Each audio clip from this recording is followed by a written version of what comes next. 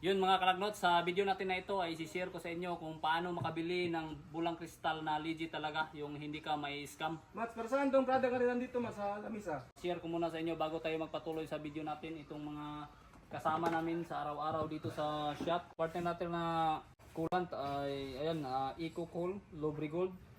So meron tayong mga iba't ibang klaseng color nito. Tapos sa mga electronic naman, nagtatrabaho tayo ng mga electronic system. So ayan, itong ginagamit namin, Aeropack electronic cleaner. Sa mga taya-taya naman, ay ito naman yung ginagamit namin. Aeropack pa rin, taya-taya system. At saka dito naman sa mga brake system natin, ay gumamit kami ng brake cleaner.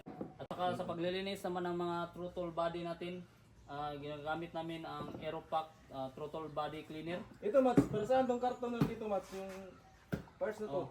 So sa mga nagre-rebuild pala dyan ng mga automatic transmission ay meron tayong mga rebuilding kit dito na available. Lahat ng klase ng rebuilding kit ay meron tayo. Meron tayong pang Mitsubishi 456, Toyota 2GD, yung mga Hilux Fortuner, Avanza, Wigo, Toyota Rush, sa mga Ford, so halos lahat-lahat ay meron tayong available. So ayan, nasa screen yung FB page nung legit na pinagbibilhan ko ng mga bulang kristal ko. At nasa Western Union tayo ngayon para bayaran yung item. Kasi ayan, kailangan nating bayaran muna bago niya ipadala yung item. At 105,000 yung price ng bulang kristal na in-order natin. Fast forward tayo. Dito na yung box. Ito na yung in-order natin. So baka magtaka kayo bakit GRS yung nakalagay. So syempre mula sa Clark Airport ay pinadala na lang to ng GRS. So syempre mula sa China, naka Cebu Pacific to. So ibig sabihin ay naka-aeroplano. So dumating to halos mga 7 days lang.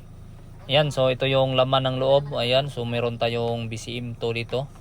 So hindi to kasama nung separate to na binili natin, pang Ford to na tools, pang programming ng Ford.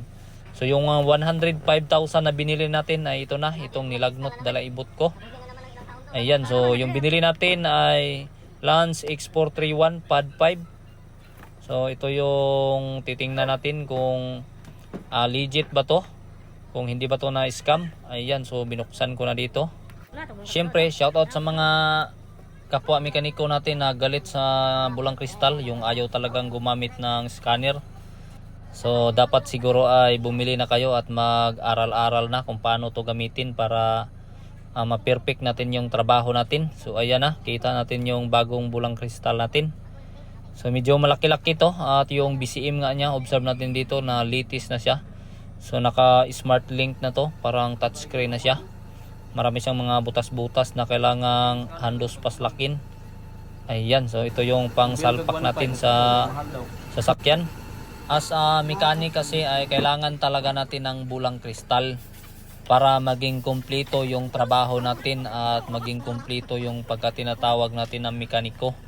Kasi paano tayo tatawaging mekaniko kung wala naman tayong tools? Kapag nagpalit tayo ng mga ECU, immobilizer o mga BCM, ganun-ganun. So kailangan natin ng bulang kristal para sa programming. Kung wala kang ganito, ano yung gagawin mo? Magiging legit ka na lang na hula-hula talaga. So ayan, pagkatapos kong mabuksan yung scanner natin, ayan, in-update ko na lang muna, di-download yung mga system para magamit natin to kasi hindi natin magagamit kung hindi natin i-download lahat. Yan, so pagkatapos ma-download yung lahat ay tinira na nung kasama natin si Richard. So Richard Emplio Linamas, siya yung magiging chief mechanic natin sa Cebu branch. Ayan, so sinubukan na niyang pindutin yung scanner natin at ayan. Tingnan natin kung may trouble code ba ang sasakyan na to. As a mechanic ay kailangan natin gawin ang ganitong proseso bago natin kalikutin yung sasakyan. So ayan, so yan yung mga dapat kalikutin sa sasakyan na to. Basic na basic lang. Thank you.